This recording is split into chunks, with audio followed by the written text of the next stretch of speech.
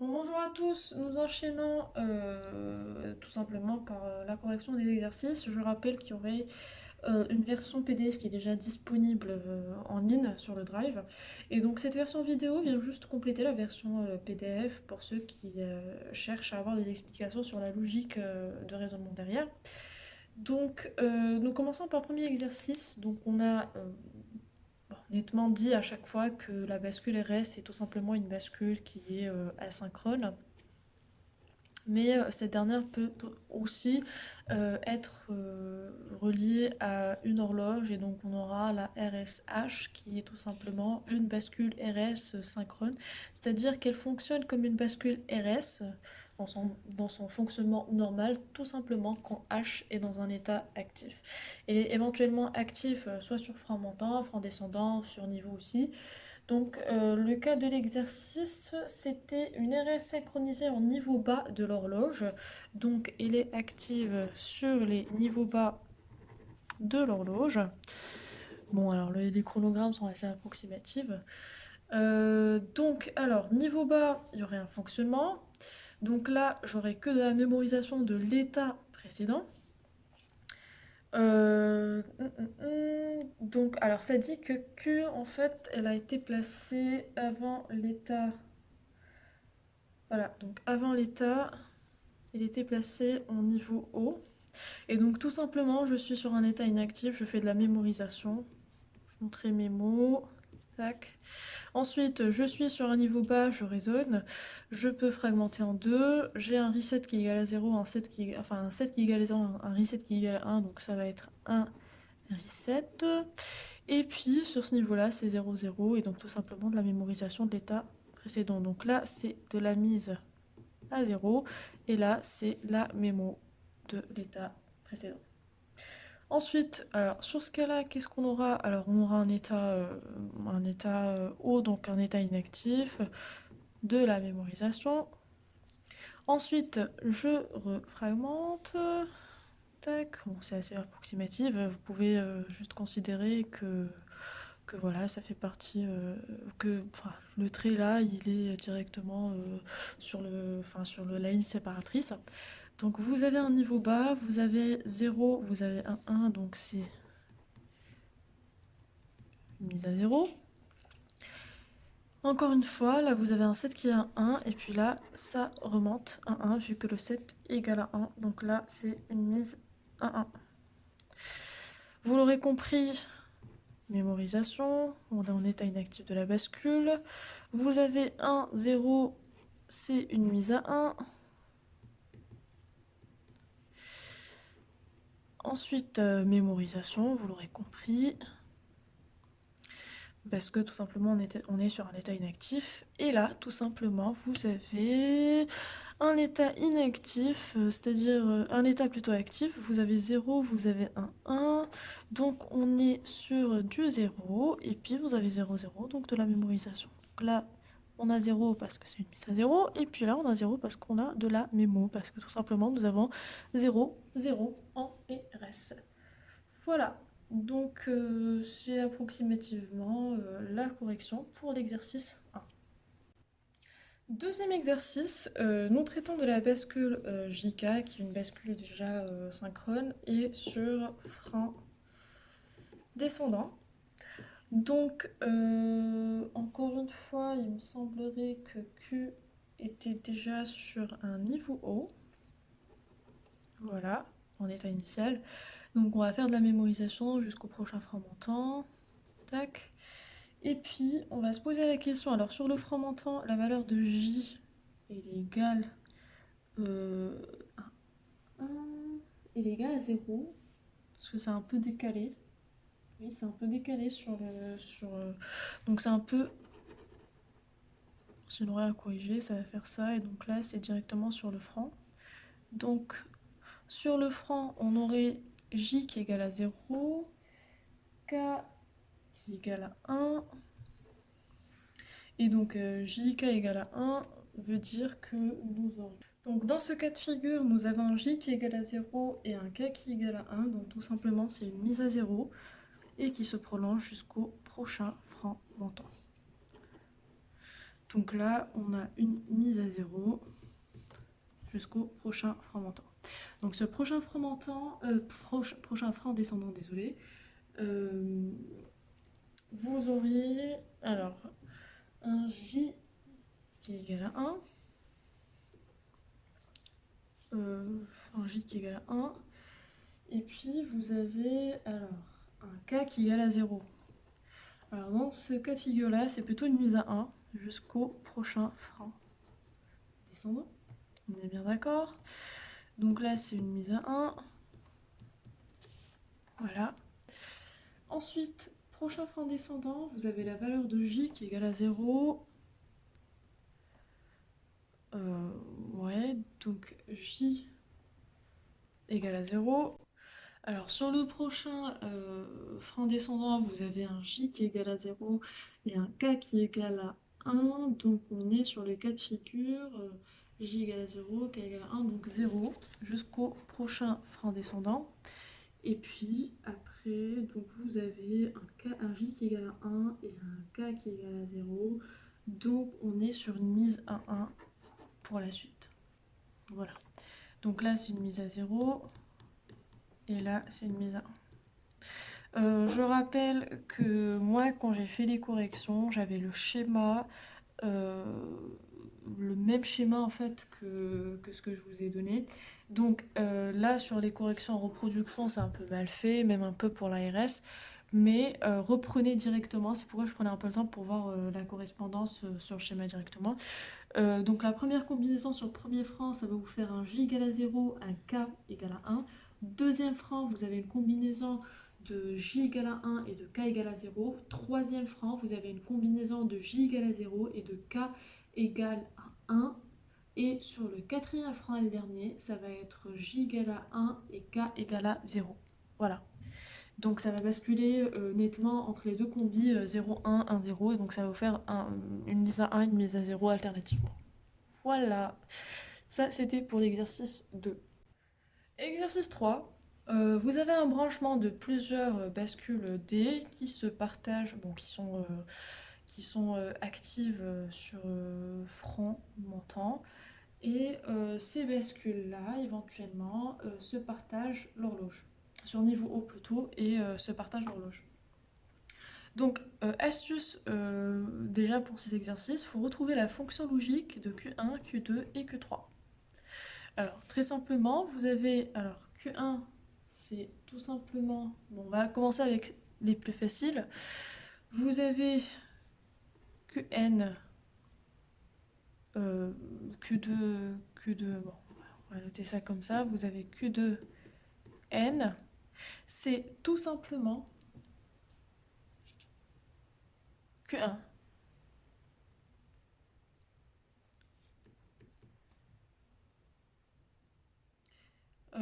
Ensuite, vous avez Q3N.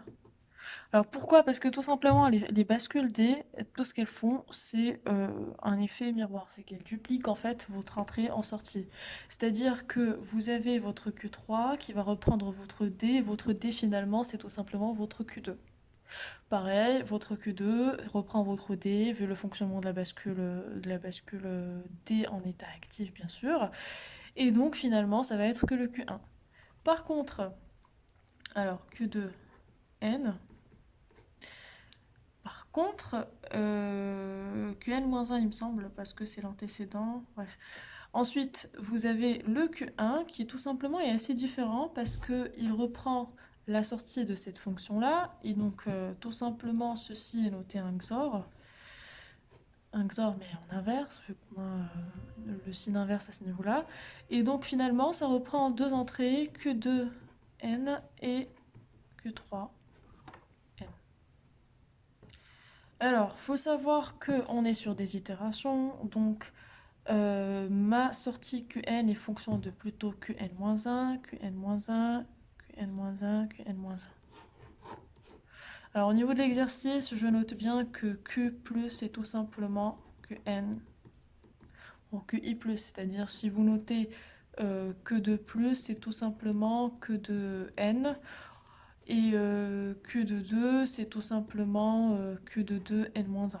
C'est deux notations différentes, je l'ai bien précisé au niveau de l'astuce. Donc première chose, c'est de retrouver les fonctions. Donc votre fonction, c'est tout simplement, vous vous posez la question, là, pour trouver Q3, on s'est dit qu'on reprendra tout simplement ce qui est au niveau de D. D est alimenté par Q2, donc tout simplement Q3 égale à Q2. Voilà. Sauf que pour Q1, c'est un peu différent parce qu'il y a une transformation à ce niveau-là et donc ça reprend en entrée. Voilà. Donc l'idée derrière, c'est plutôt de redresser en sachant que l'état initial des trois sorties étant 0, 0, 0, de tout simplement calculer, en fonction de ces fonctions-là, les 10 premières itérations. Donc, logique assez simple, vu que Q2 reprend toujours l'état précédent de Q1 et Q3 reprend toujours l'état précédent de Q2, bah, c'est tout simplement... sur le tableau, ça va faire une petite translation, c'est-à-dire les états Q1, Q2 seront placés tout simplement ici, Q2, Q3, pour l'itération prochaine. Donc 0, 0. Et puis il aurait tout simplement à faire le calcul de Q2 n-1 XOR Q3 n-1, le tout bar. Voilà. Donc un petit rappel pour la table du XOR. Donc un petit rappel pour la table du XOR, A XOR B, donc pour toutes les combinaisons, c'est égal à fou, à part quand vous avez soit 1 soit B exclusivement qui serait égal à 1 ou éventuellement la combinaison égale à vrai. Donc dans l'état inverse, tout simplement, il va falloir juste mettre l'état inverse des sorties, donc vous aurez 1, 1, 0, 0. Voilà, ça facilitera pour la suite les calculs. Donc vous avez Q2, Q3 qui sont la combinaison 0, 0, donc vous aurez un 1 tout simplement, donc translation 1, 0.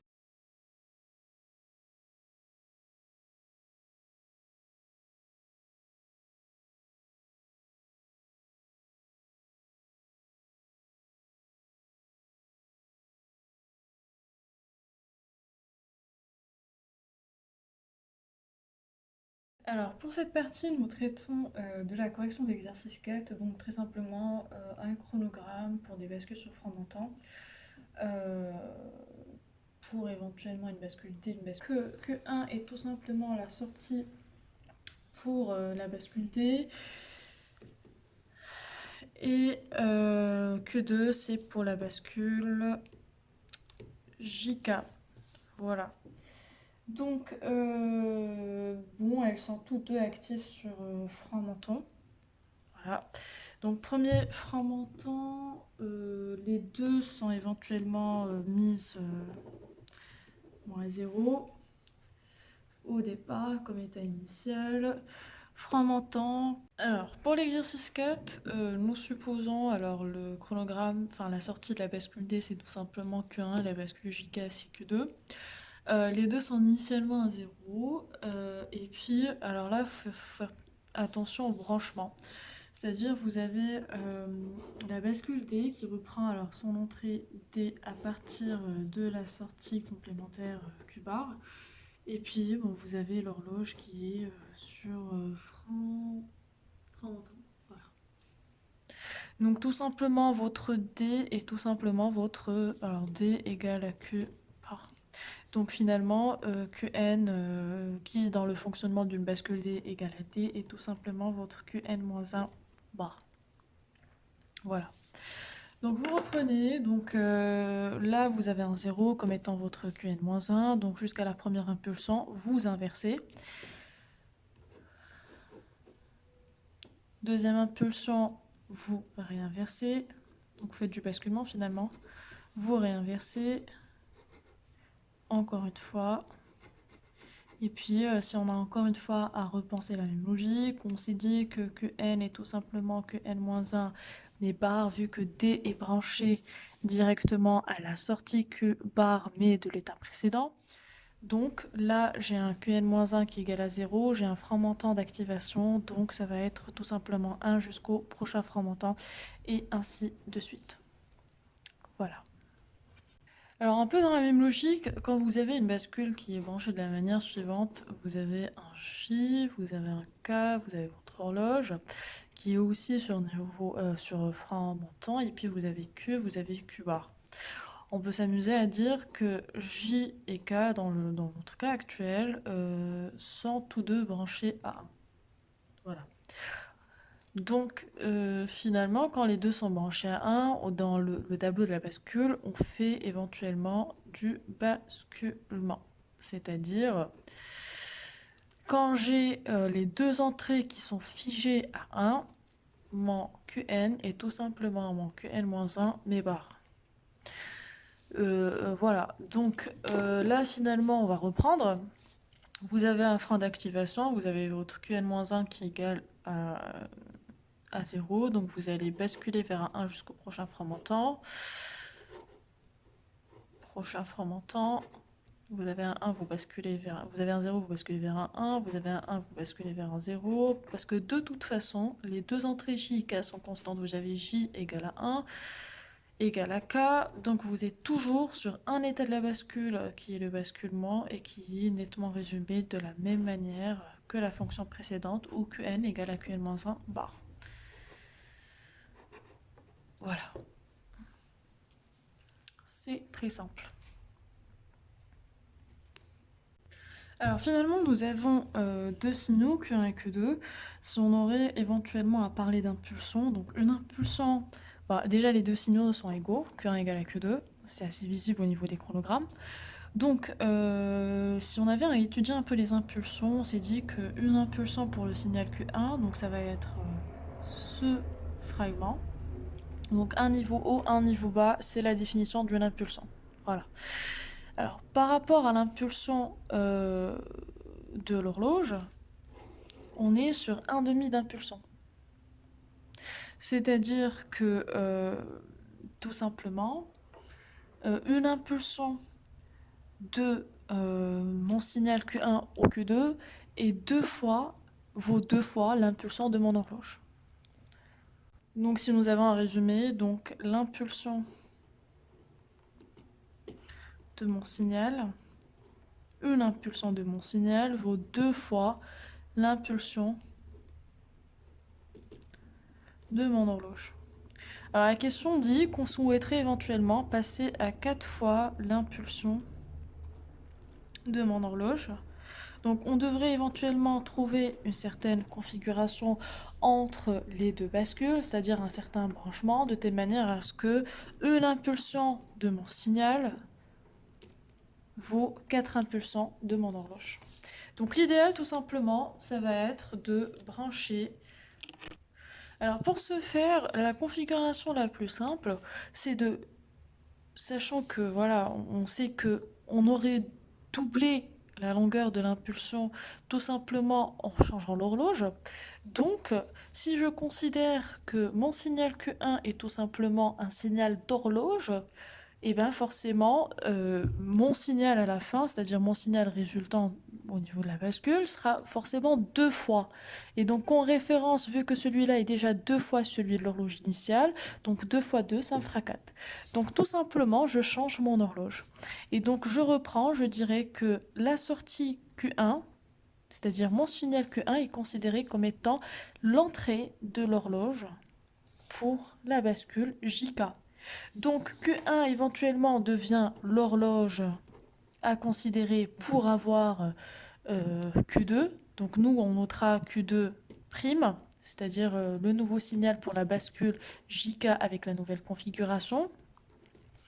Et donc, sachant que JK ne fait que du basculement et qu'on est sur des francs montants, donc mon premier franc montant, mon deuxième franc montant, mon troisième franc montant.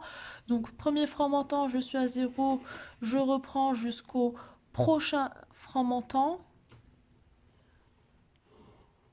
Et puis là, je refais un basculement jusqu'au prochain franc montant.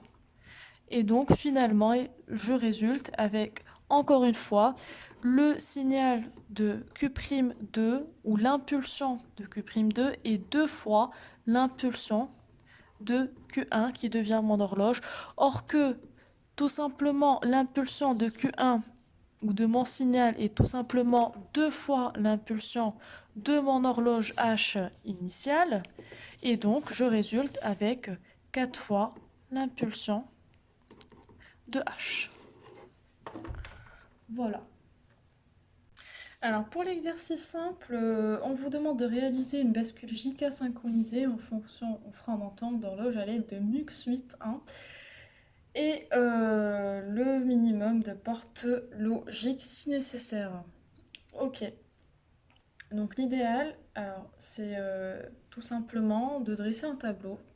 Alors déjà, comme si vous avez déjà suivi la vidéo, quand on vous dit un MUX 8 vers 1, c'est-à-dire 8 entrées, pour une seule sortie qu'on notera Q, vous avez 1, 2, 3, 4, 1, 2, 3, 8 étant égal à 2 puissance 3, donc vous avez 3 entrées sélectives, ce qui explique J, K et franc montant. Parce qu'on souhaite réaliser un MUX, voilà, qui est notre système, mais en fonction de la bascule JK. Donc voilà, la fonction de la bascule JK, c'est tout simplement prendre le fonctionnement de la bascule JK en entrée sélective. Ensuite, donc vous avez E0, E1, E2, E3, E4, E5, E6, E7, E7. Voilà.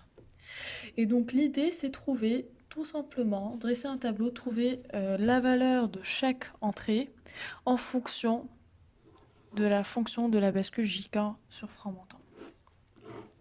Donc vous avez vos 3 entrées, 1, 2, 3, et vous avez votre sortie à l'instant, donc Q, et qui va éventuellement à chaque fois activer ou désactiver une entrée particulière. Donc vous notez, tac, 4, 1, 2, 3, donc on va dire, voilà, franc montant, vous avez J et K, les 3 combinaisons habituelles. Voilà. Donc là, ceci va activer l'entrée E0, E1, E2, E3, E4, E5, E6 et E7. Quand je suis en franc montant, mais en état inactif, je fais de la mémorisation au niveau de la bascule GK. Donc ce que je reprends, tout simplement, c'est Qn-1. Donc sur toutes ces entrées-là, ça va être Qn-1, Qn-1, Qn-1. On est bien d'accord. Quand je suis sur franc active, si je suis pour la combinaison 0,0, c'est une mise à 0. Si je suis sur... désolé, sur la combinaison 0,0, c'est Qn-1. Sur la combinaison 0,1, c'est 0. Sur la combinaison 1,0, c'est 1. Et puis sur la combinaison 1,1, j'ai un basculement, donc c'est Qn-1 bar. Donc, j'ai mon Q, qui est considéré quand je suis à l'état N implicitement en étant en réinjection en entrée QL-1. Vous avez, alors, si j'aurais à faire un branchement, qu'est-ce que je fais? Alors, mon entrée E1 est branchée à QN-1. Mon entrée E0 aussi, donc E1 aussi, E2, E3 jusqu'à E4. Toutes ces entrées valent Qn-1 à l'état N. Ensuite, E5 est figé à une entrée 0, E6 figé à une entrée 1, et puis E7, ça va être l'inverse de Qn-1. Donc j'aurai à avoir une porte de négation que j'apporterai à mon entrée E7. Voilà. Donc l'idée, quand on vous demande de réaliser le fonctionnement d'une bascule à partir d'un MUX ou inversement, c'est-à-dire mettre le fonctionnement de la bascule, parce que en fait c'est le fonctionnement de la bascule qui va régir la sélection des entrées.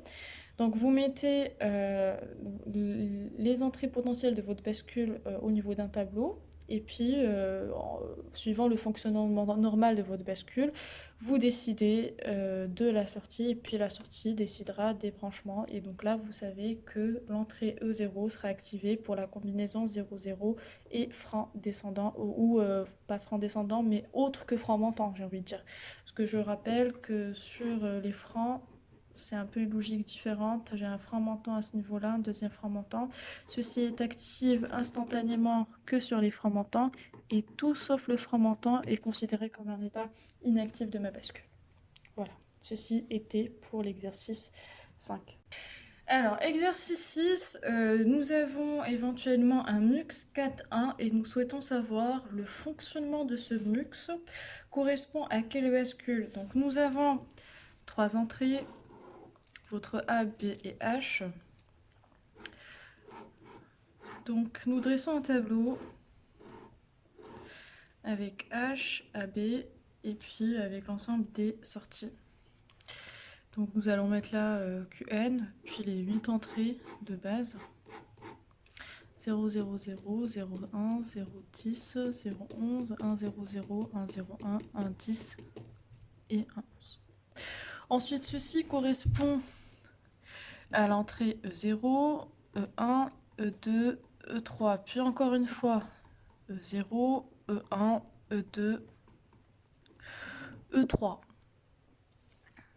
D'accord? Parce que vous avez 2 entrées sélectives. Donc normalement, nous aurions juste, si nous avons que A et B, nous allons considérer tout simplement la variation en fonction de A et B. Sauf que là, nous avons une entrée potentielle H qui varie aussi. Et qui est fonction, c'est-à-dire que les E1, E2, E3, E4 sont aussi fonction de H, et donc c'est pourquoi nous faisons encore varier H, mais nous multiplions tout simplement le nombre d'entrées de notre système.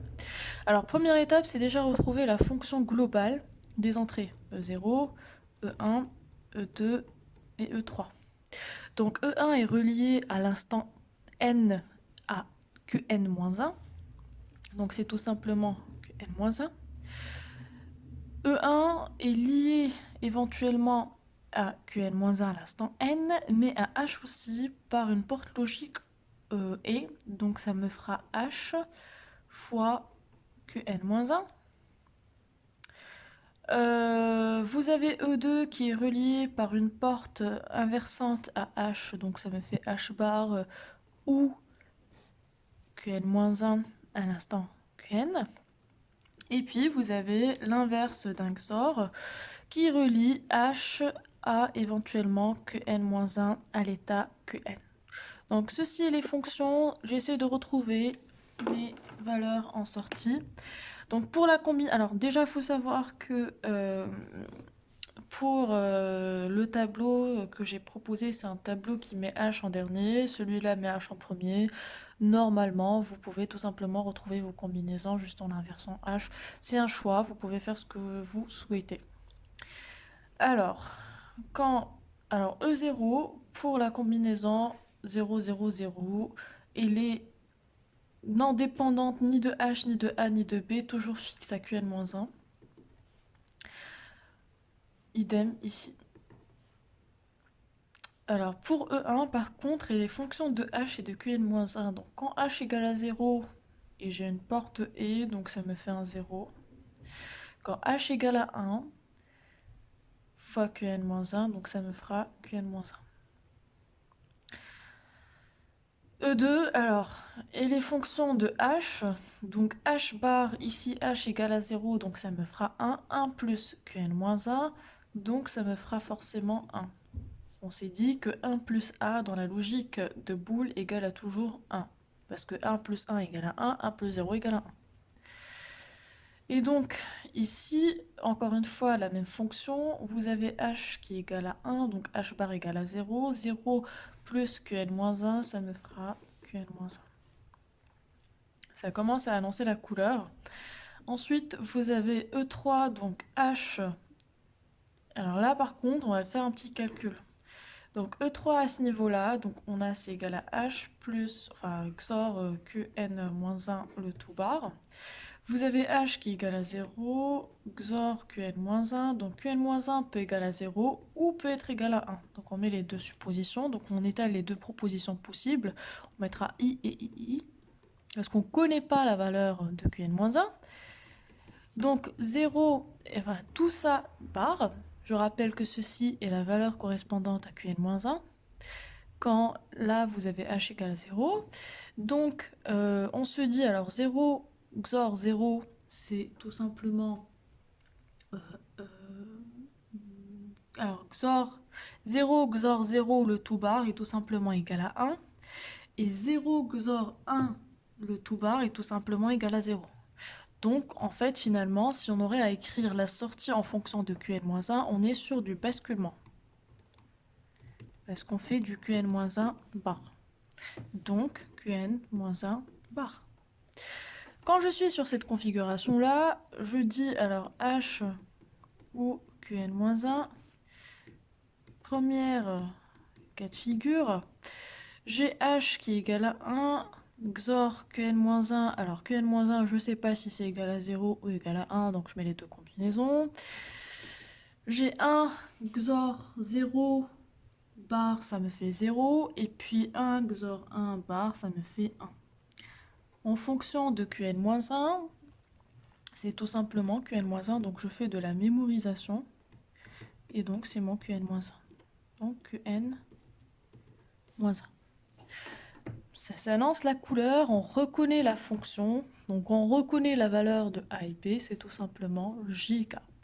Parce que sur un fonctionnement, quand H égale à 0, j'ai un fonctionnement de la bascule JK, et quand H égale à 1, j'ai un fonctionnement de mémorisation. C'est-à-dire, alors on me pose la question, c'est une bascule niveau haut, niveau bas, frein montant, frein descendant, c'est une bascule à niveau, et c'est sur niveau bas parce que H égale à 0. Voilà, très simple. Donc H égale à 0, je suis devant une bascule JK active sur niveau bas. Voilà. Donc c'était tout pour les exercices. Je vous donne rendez-vous lundi et surtout restez en bonne santé. Au revoir.